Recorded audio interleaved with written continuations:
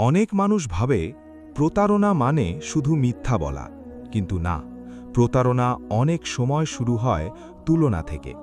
একজন মানুষ যখন নিজের ঘরের আলোকে ছোট মনে করতে শুরু করে আর বাইরের চাকচিক্যকে জীবন ভেবে ভুল করে, তখনই ধ্বংসের দরজা খুলে যায়। মানুষের জীবনে দারিদ্র্য সবসময় সর্বনাশ ডেকে আনে না, বরং অনেক সময় সর্বনাশ ডেকে আনে অসন্তুষ্টি, অহংকার আর ভুল মানুষের ওপর ভরসা। আজ থেকে বহু শতাব্দী আগে আনাতোলিয়ার অন্তঃপুরে পাহাড় আর ধুলমাখা বাণিজ্য পথের মাঝখানে ছিল এক ছোট্ট তুর্কি জনপদ, ইলদার উপত্যকা। শীতকালে সেখানে কুয়াশা নামত নীরব শকুনের মতো। গ্রীষ্মে বাতাস বয়ে আনত উটের ঘণ্টার শব্দ আর দূর দেশ থেকে আসা কারাবানের খবর। সেই জনপদেই বাস করত এক যুবক, তুঘরিল আর শাল। পেশায় সে ছিল লোহাকার, তার হাতের ঘামে তলোয়ারের ধার জাগত, অশ্বের নাল বাঁধা হতো, আর কৃষকের ভাঙা যন্ত্র নতুন প্রাণ পেত। কিন্তু তার নিজের ঘরে সোনা ছিল না, জমির পাহাড় ছিল না, ক্ষমতার দাপট ছিল না। ছিল শুধু একজোড়া পরিশ্রমী হাত, নির্লভ মন আর স্বভাবের ভিতরে অদ্ভুত এক নীরব সততা। তার স্ত্রী ছিল আইবিকে হাতুন, নামের মতোই সুন্দরী। ফর্সা গায়ের রং নয়, বরং চোখের ভিতরে ছিল তীক্ষ্ণ আগুন, যে আগুন প্রেমও দিতে পারে, আবার ঘরও জ্বালিয়ে দিতে পারে। বিয়ের প্রথম দিকে আইবিকে তুঘরিলকে সম্মান করত, কারণ সে দেখেছিল মানুষটা গরিব হলেও নিচু নয়, অল্পে চললেও কারো কাছে হাত পাততে জানে না। কিন্তু ধীরে ধীরে সেই সম্মানের জায়গা দখল করে নিল অসন্তোষ। তুঘরিলের ছোট্ট ঘরটা ছিল পাহাড়ের ঢালে, কাদামাটি আর কাঠের দেওয়াল, সামনে এক টুকরো উঠোন, পাশে ডুমুর গাছ। সকালে তুঘরিল লোহা পেটাত, সন্ধ্যায় বাড়ি ফিরত ক্লান্ত শরীরে। তার মা ইলবেরা আনা বয়সের ভারে নুয়ে পড়েছিলেন, তাই আইবিকেই ঘর সামলাতে হতো।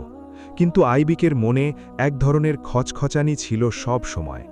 জনপদের ধনী ঘরের মেয়েদের সে দেখত, কারো হাতে রূপার বালা, কারো কানে ঝুমকা, কারোর জন্য আলাদা দাসী পানি এনে দেয়। আর সে দিন শেষে তার স্বামী ফিরছে কয়লার দাগ মাখা মুখ নিয়ে। একদিন সন্ধ্যায় তুঘরিল ঘরে ঢুকতেই দেখল আইবিকে উঠোনে বসে আছে মুখ গোমরা করে। তুঘরিল ধীরে বলল, আইবিকে, আজ বাজারে ভালো দাম পেয়েছি, ভাবছি শীতের আগে তোমার জন্য পশমি ওড়না কিনব। আইবিকে শীতল গলায় বলল, ওড়না দিয়ে কি জীবন বদলায়? তুঘরিল থমকে গেল। জীবন বদলাতে সময় লাগে, আমি চেষ্টা তো করছি। আইবিকে তীক্ষ্ণ চোখে তাকালো। চেষ্টা? কতদিন ধরে এই কথা শুনছি? চেষ্টা দিয়ে কি সদার ঘরে রুটি আসে? চেষ্টা দিয়ে কি মেয়েদের গলায় রূপা ঝলে? তুঘরিল চুপ করে রইল। সে জানত উত্তর দিলেই আগুন বাড়বে, কিন্তু আইবিকে থামল না। আমি কি স্বপ্ন দেখার অধিকার রাখি না? আমি কি সারা জীবন ধোঁয়ার ঘরে টুকরো টুকরো আশা নিয়ে বাঁচব? তুঘরিল শুধু বলল, অভাব লজ্জার নয় আইবিকে, হারাম পথে স্বস্তি খোঁজা লজ্জার। আইবিকে মুচকি হেসে উঠল। সে হাসিতে প্রেম ছিল না, ব্যঙ্গ ছিল। যার থলিতে কিছু নেই সে সবচেয়ে বেশি মর্যাদার কথা বলে। সেই রাতেই তুঘরিল প্রথম বুঝল তার ঘরে অভাব আগে ছিল, এবার অবিশ্বাস ঢুকছে। কয়েক সপ্তাহ পর ইলদার উপত্যকায় এক বড় কারাবান এলো। পূর্ব দিক থেকে আসা রেশম, আতর, নীল পাথর, দামি কাপড়, শুষ্ক ফল সব নিয়ে এসেছিল তারা। কারাবানের নেতা ছিল এক চতুর ধনী মসৃণ ভাষী ব্যবসায়ী, কর্কুতবেগ। কর্কুতবেগের পোশাকে ছিল দামি পশমের কিনারা, আঙুলে পাথর বসানো আংটি, কথায় অদ্ভুত মায়া। সে খুব দ্রুত বুঝে ফেলল এই জনপদে কাকে কিভাবে প্রভাবিত করতে হয়। একদিন আইবিকে শস্য কিনতে গিয়েছিল, সেখানেই প্রথম কর্কুত তাকে দেখে। সে এমনভাবে তাকালো যেন বহু দিনের পরিচিত কাউকে চিনে ফেলেছে। হাতুন, আপনার এই উপত্যকায় আকাশও কি এত সুন্দর, নাকি শুধু আজকেই সূর্য দয়ালু? আইবিকে চমকে তাকালো। এভাবেই কেউ তার সঙ্গে আগে কথা বলেনি। সে সংযত থাকার চেষ্টা করল। অপরিচিত পুরুষের মুখে মধুর কথা বেশি মানায় না। কর্কুত বিনয়ের হাসি দিল। সত্য কথা যদি মধুর হয়ে যায় তাতে আমার দোষ কি? আইবিকে কিছু বলল না, কিন্তু চলে যাওয়ার পরও কথাটা তার কানে বাজতে থাকল। তারপর থেকে কুরকুত সুযোগ পেলেই তাকে দেখত, কখনো দূর থেকে মাথা নেড়ে সালাম, কখনো বাজারে অযথা মূল্য কমিয়ে দেওয়া, কখনো কারাবানের নারীদের দিয়ে ছোট উপহার পাঠানো। ভুলেও নেবেন না, এটা তো শুধু আতিথেয়তা। আইবিকে প্রথমে নিতে চাইল না, তারপর একদিন নিল, তারপর আরেক দিন। তারপর সে বুঝল সে আসলে শুধু উপহার নিচ্ছে না, নিজের ভিতরের প্রতিরোধও নামিয়ে রাখছে। যে ঘরে আগে শুধু অভাব ছিল, সেখানে এখন তুলনার বিষ ঢালল। তুঘরিল দিনভর কাজ করত, রাতে ঘরে ফিরত, আর আইবিকে অদৃশ্যভাবে মাপত এই মানুষটা আর কর্কুত বেগের মধ্যে পার্থক্য কত। একদিন আইবিকে বলল, আজ কর্কুত বেগের তাঁবু দেখেছি, ওদের একদিনের খাবার খরচে আমাদের ঘর ৩ মাস চলবে। তুঘরিল ধীরে উত্তর দিল, ধনীদের দিকে তাকিয়ে যদি মানুষ নিজের রিজিককে ঘৃণা করে, তবে শান্তি আর থাকে না। আইবিকে আবার সরাসরি আঘাত হল। শান্তি? তুমি কি জানো শান্তি কাকে বলে? যে মেয়ের কাঁধে ছেঁড়া শাল, যার কাছে আগামী শীত ও ভয়, তার মুখে শান্তির কথা ভালো শোনায় না। তুঘরিল ক্লান্ত চোখে তাকিয়ে বলল, তুমি কি আমাকে দোষ দিচ্ছ, না আমার ভাগ্যকে? আইবিকে জবাব দিল, আমি দোষ দিচ্ছি আমার জীবনকে। এই কথাটা তুঘরিলের বুক বিদীর্ণ করল, কারণ একজন পুরুষের জন্য সবচেয়ে বড় কষ্ট তখনই যখন তার স্ত্রী তাকে নয়, তার সঙ্গে কাটানো জীবনকেই অপমান করে। কর্কুত বেগ ছিল ধৈর্যশীল শিকারী। সে জানত সরাসরি টান দিলে সন্দেহ হবে, তাই সে আইবিকের মনে আগে স্বপ্ন ঢোকাল। তোমার মতো নারীর এই ছোট জনপদে মানায় না, তুমি চাইলে কুনিয়াতে থাকতে পারতে, বড় অন্দরমহলে। জীবন শুধু টিকে থাকার নাম নয়, জীবন হল উপভোগও। এই কথাগুলো আইবিকের আহত অহংকারে মলমের মতো লাগল। সে ভাবতে শুরু করল, তুঘরিল তাকে ভালো হতে বাধ্য করছে, আর কর্কুত তাকে প্রাপ্য জীবনের কথা মনে করিয়ে দিচ্ছে। এক সন্ধ্যায় কর্কুত গোপনে তাকে বলল, আমি কয়েকদিনের মধ্যে এখান থেকে চলে যাব, তুমি চাইলে আমার সঙ্গে যেতে পারো। আমি তোমাকে এমন জীবন দেব যেখানে তোমাকে আর কষ্ট গুনতে হবে না। আইবিকের গলা শুকিয়ে গেল। আমি বিবাহিতা। কর্কুত ফিসফিস করে বলল, কাগজের বাঁধ আর হৃদয়ের বন্ধন এক জিনিস নয়। এই কথাটা ছিল বিষ, কিন্তু সেই বিষ তখন আইবিকের কাছে মুক্তির মতো লাগল। সেই রাত ছিল খুব ঠান্ডা, পাহাড়ি বাতাসে দরজার ফাঁক কেঁপে উঠছিল। তুঘরিল আঙুনের পাশে বসে ভাঙা নাল সারাচ্ছিল। আইবিকে অস্বাভাবিক নীরব। হঠাৎ সে বলল, তুঘরিল, আমি এভাবে আর বাঁচতে পারব না। তুঘরিল মুখ তুলল, কি বলতে চাইছ? আমি এই ঘর ছেড়ে চলে যেতে চাই। এক মুহূর্তের জন্য আগুনের শব্দও যেন থেমে গেল। তুঘরিল ধীরে বলল, কার সঙ্গে? আইবিকে চুপ। এই নীরবতাই ছিল উত্তর। তুঘরিলের আঙুলে ধরা লোহার টুকরো মাটিতে পড়ে গেল। সে অনেকক্ষণ কিছু বলল না, তারপর শুধু জিজ্ঞেস করল, সে কি তোমাকে সম্পদ দেবে? আইবিকে মাথা উঁচু করে বলল, হ্যাঁ। সম্মান? হ্যাঁ। স্থিরতা? আইবিকে এবার একটু থামল, তারপর বলল, তোমার চেয়ে ভালো জীবন দেবে। এই একটা বাক্য একজন স্বামীকে শেষ করে দেবার জন্য যথেষ্ট। তুঘরিল চোখ নামিয়ে বলল, তুমি কি কখনো আমাকে ভালোবেসেছিলে?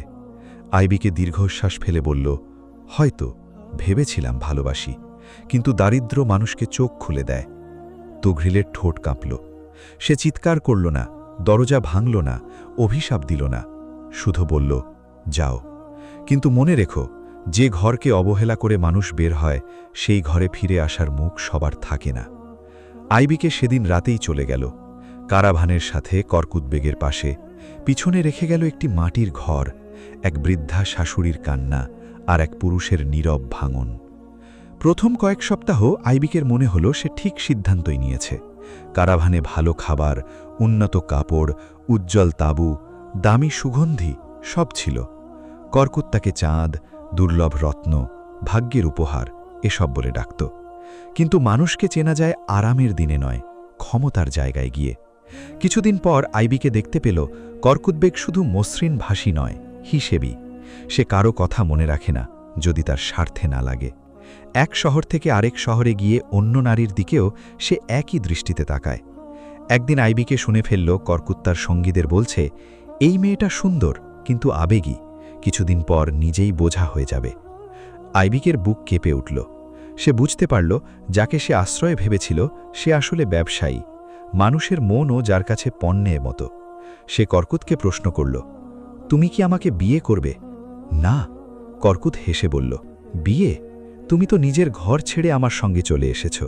যে নারী একবার ঘর ছেড়ে যেতে পারে তাকে আমি কিভাবে ঘরের মান দেব? আইবিকের মাথায় যেন বাজ পড়ল। তুমি তো বলেছিলে। অনেক কথা মানুষ বলে আইবিকে হাতুন, সব কথা শপথ হয় না। সেদিনই আইবিকে বুঝল সে স্বামীর দরিদ্র ঘর ছাড়েনি, সে আসলে নিজের সম্মানটাই বিকিয়ে দিয়েছে। এরপর শুরু হলো অপমানের দিন। কর্কুত তাকে আর আগের মতো মূল্য দিত না। কারাভানের নারীরাও তাকে আড়ালে বিদ্রূপ করত। কেউ বলতো ঘর ভাঙা নারী, কেউ বলতো অন্যের বিশ্বাস ভেঙে যে আসে সে কারোর ঘরে আপন হয় না। একদিন কোনিয়ার উপকণ্ঠে কারাভান থামলে কর্কুত আইবিকে জানিয়ে দিল, তুমি এখানেই থাকবে, আমি উত্তর বাজারে যাচ্ছি, ফিরতে সময় লাগবে। আইবিকে বুঝে গেল এটা ফেলে যাওয়ার ভাষা। সে কাঁপা গলায় বলল, আমার যাওয়ার জায়গা নেই। কর্কুত ঠান্ডা স্বরে বলল, তাহলে যাওয়ার আগে সেটা ভাবা উচিত ছিল। কারাভান চলে গেল। ধুলোর মেঘ মিলিয়ে গেলে আইবিকে একা দাঁড়িয়ে রইল। তার হাতে না সম্পদ, না সম্মান, না নিরাপত্তা, শুধু অনুশোচনা। কয়েকদিন সে মানুষের দয়া খেয়ে বেঁচে থাকল, কখনো রুটি, কখনো শুকনো পানি মেশানো স্যুপ। একসময় তাকে এক বৃদ্ধা দর্জিনীর দোকানে আশ্রয় দেওয়া হলো। সেখানে সে সেলাই শিখতে লাগল। এই প্রথম জীবনে আইবিকে অনুভব করল অন্যের রুটির ওপর বাঁচা কত লজ্জার, আর নিজের হাতে উপার্জন করা কত কঠিন। রাতে শুয়ে এসে তুঘ্রিলকে মনে করত, যে মানুষটা কখনো তাকে বালি দেয়নি, কখনো মারেনি, কখনো অপমান করে নিজের দারিদ্র্য ঢাকেনি। সে শুধু সৎ ছিল, আর সে সততাকেই সে তুচ্ছ ভেবেছিল। প্রায় 1 বছর পর আইবিকে ফিরে এলো ইলদার উপত্যকায়। শীতের শুরু, আকাশ মেঘলা। জনপদের মানুষ তাকে দেখে থমকে গেল। কেউ চিনল, কেউ ফিসফিস করল, কেউ মুখ ফিরিয়ে নিল। তুঘ্রিলের ঘরের সামনে এসে সে দাঁড়ালো। আগের সেই মাটির ঘর, ডুমুর গাছ সব আছে। তুঘ্রিল দরজা খুলে তাকে দেখে স্থির হয়ে গেল। আইবিকে মাথা নিচু করে বলল, আমি ভেতরে আসতে পারি? তুঘ্রিল একটু সরে দাঁড়ালো, কিন্তু তার মুখে স্বাগতম ছিল না। ঘরে ঢুকেই আইবিকে দেখল ইলবেরা আনা নেই। চুলার পাশে তার জায়গাটা খালি। আইবিকের গলা কেমে উঠল। আনা? তুঘ্রিল শান্ত স্বরে বলল, তুমি চলে যাবার 3 মাস পর তিনি ইন্তেকাল করেছেন। শেষ দিন পর্যন্ত তোমার জন্য বাদদোয়া করেননি। এই কথায় আইবিকে ভেঙে পড়ল। সে হাঁটু গেড়ে বসে কাঁদতে লাগল। আমার জন্য তিনি কি খুব কষ্ট পেয়েছিলেন? তুঘ্রিল উত্তর দিল, শেষ দিন পর্যন্ত তোমার নামে বাদদোয়া করেননি। এই একটি বাক্য আইবিকের বুক চিড়ে দিল। সে মুখ ঢেকে কাঁদতে লাগল, কিন্তু তুঘ্রিল কাছে যায়নি, দূরেও সরে দাঁড়ায়নি। সে শুধু দাঁড়িয়ে রইল, যেমন পাহাড় দাঁড়িয়ে থাকে ঝড়ের সামনে। অনেকক্ষণ পর আইবিকে কাঁপা গলায় বলল, আমি কিছু চাইতে আসিনি। আমি জানি আমার কোনো অধিকার নেই। আমি শুধু বলতে এসেছি, আমি ভুল করেছি। আমি তোমাকে অপমান করেছি, তোমার ঘর ভেঙেছি, তোমার মায়ের বুক ভেঙেছি। আমি যাকে জীবন ভেবেছিলাম সে আমাকে ব্যবহার করেছে। আমি যাকে গরিব ভাবতাম সেই ছিল বড়, আর যাকে বড় ভাবতাম সে ছিল নিচু। তুঘ্রিল চুপ করে শুনল। আইবিকে মাথা নিচু করেই বলল, তুমি যদি আমাকে বের করে দাও আমি কিচ্ছু বলবো না। তুমি যদি বলো চলে যেতে, আমি চলে যাব। আমি শুধু চেয়েছিলাম তোমার সামনে একবার নিজের অপরাধ স্বীকার করে যাই। ঘরে নিঃশব্দে আগুন জ্বলছিল। তার ছোট ছোট শব্দের মধ্যে লুকিয়েছিল অসমাপ্ত জীবন। তুঘ্রিল ধীরে গিয়ে চুলার পাশে রাখা এক পাত্রে পানি গরম করল। তারপর পুরনো কাঠের পিঁড়ির দিকে ইশারা করে বলল, বসো। আইবিকে অবাক হয়ে তাকালো। সে ভেবেছিল তিরস্কার শুনবে, কিন্তু তুঘ্রিলের কণ্ঠে কোনো কোমলতা না থাকলেও নিষ্ঠুরতাও ছিল না। সে বসল। তুঘ্রিল একটি ধোঁয়ার পাত্র এনে তার সামনে রাখল।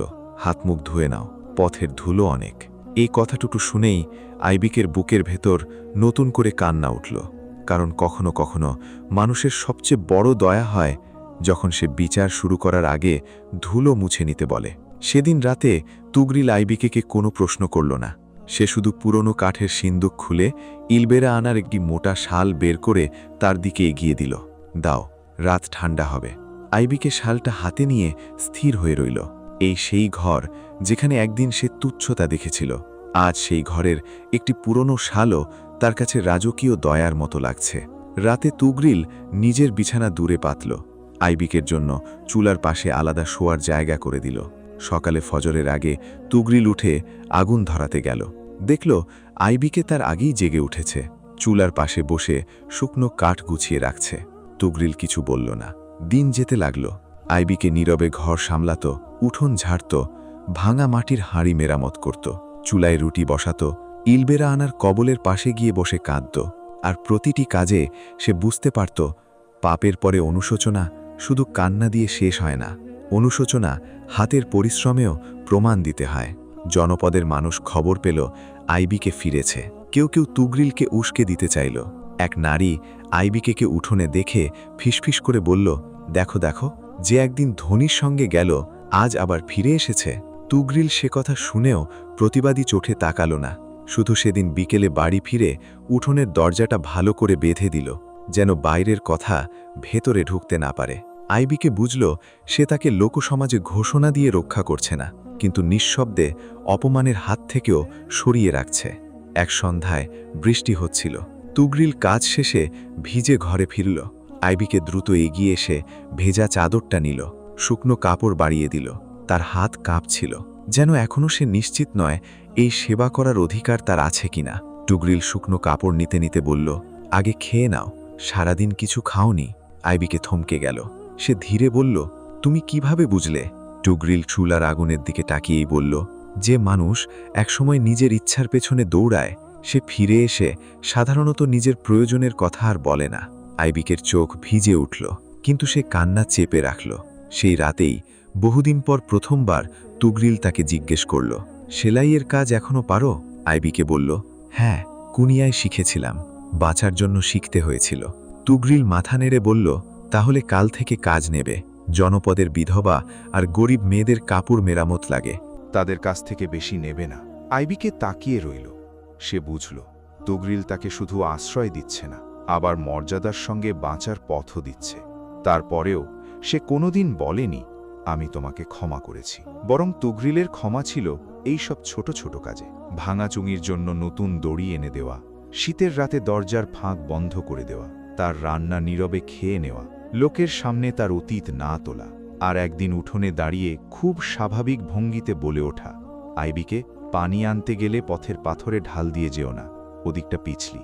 এই সাধারণ সতর্কবার্তাটুকুতেই আইবিকের বুক ভেঙে কান্না এলো। কারণ সে বুঝল, যে মানুষ তোমার নিরাপত্তার কথা ভাবে সে অন্তত হৃদয়ের দরজা থেকে পুরোপুরি ফেলে দেয়নি। শীত কেটে বসন্ত এলো। দমুর গাছে নতুন পাতা উঠল। উঠোনের মাটি আগের মতোই ছিল, কিন্তু ঘরের বাতাস বদলে গেছে। একদিন সন্ধ্যায় আইবিকে ইলবেয়ানার পুরনো কবর থেকে ফিরে এসে তুগরিলকে বলল, আমি জানি তোমার কাছে আমার কোনো দাবি নেই, তবু একটা কথা জানতে ইচ্ছে করে, তুমি কি আমাকে কোনোদিন ক্ষমা করতে পেরেছ? তুগরিল অনেকক্ষণ চুপ রইল। তারপর সে সরাসরি উত্তর দিল না, শুধু ভাটি আগুনে রাখা লোহার টুকরো উল্টে দিয়ে বলল, লোহা যখন আগুনে ঢোকে তখন তাকে প্রথমে ভাঙা মনে হয়, কিন্তু যদি ঠিক হাতে পড়ে সে নতুন আকার পায়। আইবিকে স্তব্ধ হয়ে তাকিয়ে রইল। এবার তুগরিল তার দিকে না তাকিয়েই বলল, সব দাগ মুছে যায় না, কিন্তু সব দাগ নিয়ে মানুষ বাঁচতে শেখে। আমি তোমাকে ক্ষমা করেছি এ কথা সে বলল না। তবু আইবিকে বুঝল, যদি ক্ষমা না থাকত তবে এই ঘরে তার জন্য আগুন জমত না, এই ঘরে তার নামে পানি গরম হতো না, এই ঘরে তার ভুল প্রতিদিন শাস্তি হয়ে ফিরে আসত। কিন্তু তা হয়নি। তুগরিল তার অপরাধ ভুলে যায়নি, শুধু সেই অপরাধকে প্রতিদিন তার মুখে মাখিয়ে দেয়নি। এটাই ছিল তার ক্ষমা। বছর ঘুরে জনপদের মানুষ আর আইবিকে আগের চোখে দেখল না, কারণ সে ফিরেই শুধু আশ্রয় নেয়নি, সে বদলেছিল। সে সেলাই করত, গরিবের কাপড় বিনা পয়সায় মেরামত করত, অনাথ মেয়েদের শীতের জামা বানিয়ে দিত, বিধবাদের সঙ্গে বসে কাজ শিখাত, আর কখনো নিজের মুখ উঁচু করে কথা বলত না। মানুষ বুঝল, অনুশোচনা যদি সত্যি হয় তবে তা চোখের জলে নয়, জীবনযাপনে দেখা যায়। তুগরিলও বদলেছিল। সে আগের মতোই কম কথা বলত, কিন্তু তার নীরবতার ভিতর আর আগের সেই আহত কঠোরতা ছিল না, ছিল গভীর সংযম। একদিন বাজার থেকে ফেরার পথে এক কিশোর তুগরিলকে জিজ্ঞেস করল, ওস্তাদ, ভাঙা জিনিস কি সত্যি আগের মতো হয়? তুগরিল একটু হেসে বলল, আগের মতো হয় না, কখনো কখনো তার চেয়েও মূল্যবান হয়, যদি ভাঙনের পর সে সত্যি বদলে যায়। দূরে দাঁড়িয়ে আইবিকে কথাটা শুনল। তার চোখ ভিজে উঠল। সে জানত এই কথাটাই তুগরিলের মুখে বলার সবচেয়ে কাছে আসা ক্ষমা। সেদিনও তুগরিল তাকে ডেকে বলেনি, আমি তোমাকে মাফ করে দিলাম, বরং সন্ধ্যায় ঘরে ফিরে শুধু বলেছিল, আজ রাতে আগুনটা একটু বেশি জ্বালিয়ে রেখো, হাওয়া ঠান্ডা। আইবিকে আগুনে কাঠ দিল। তার হাত কাঁপছিল, কিন্তু সেটা আর ভয়ের কাঁপুনি ছিল না, এটা ছিল এমন এক মানুষের সামনে দাঁড়ানোর কম্পন, যেটাকে বিচার করেও ভাঙেনি, ক্ষমা করেও তা নিয়ে গর্ব করেনি। আর সেদিন আইবিকে প্রথম সত্যিকারে বুঝল, কিছু ক্ষমা মুখে বলা হয় না, কিছু ক্ষমা আচরণে লেখা থাকে। একটি গরম পানির পাত্রে, একটি পুরনো শালে, লোক সমাজের সামনে নীরব সুরক্ষায়, আর সেই দরজায় যেটা বন্ধ করা যেত তবু পুরোপুরি বন্ধ করা হলো না। তাই মনে রেখো, যে মানুষ সত্যিকারে ভালোবাসে সে সব সময় উচ্চস্বরে নিজের ক্ষমা ঘোষণা করে না। কখনো কখনো সে শুধু লজ্জিত মানুষটাকে আর একবার বসার জায়গা দেয়, আর সেই জায়গাটুকুই হয়ে ওঠে জীবনের সবচেয়ে বড় রহমত। এই গল্প আমাদের শেখায়, অসন্তোষ, অহংকার আর ভুল মানুষের উপর ভরসা জীবনের সবচেয়ে বড় পতনের কারণ হতে পারে। দুনিয়ার চাকচিক্য সবসময় সত্যিকারের সুখ দেয় না, বরং সততা, ধৈর্য আর হালাল জীবনের মধ্যেই থাকে প্রকৃত শান্তি। একবার বিশ্বাস ভাঙলে তার দাগ থেকে যায়, কিন্তু সত্যিকারের অনুশোচনা মানুষকে বদলে দিতে পারে। আর মহান মানুষ প্রতিশোধ নয়, সংযত আচরণের মাধ্যমে ক্ষমা দেখায়। আর যে ক্ষমা সত্যিকারের, তা শব্দে নয়, আচরণে প্রকাশ পায়। তাই সিদ্ধান্ত নেওয়ার আগে ভাবুন, আর ভুল হলে দেরি না করে ফিরে আসুন সত্যের পথে, কারণ সংশোধনের সুযোগই মানুষের সবচেয়ে বড় রহমত। ভিডিওটি ভালো লাগলে লাইক, শেয়ার ও সাবস্ক্রাইব করতে ভুলবেন না।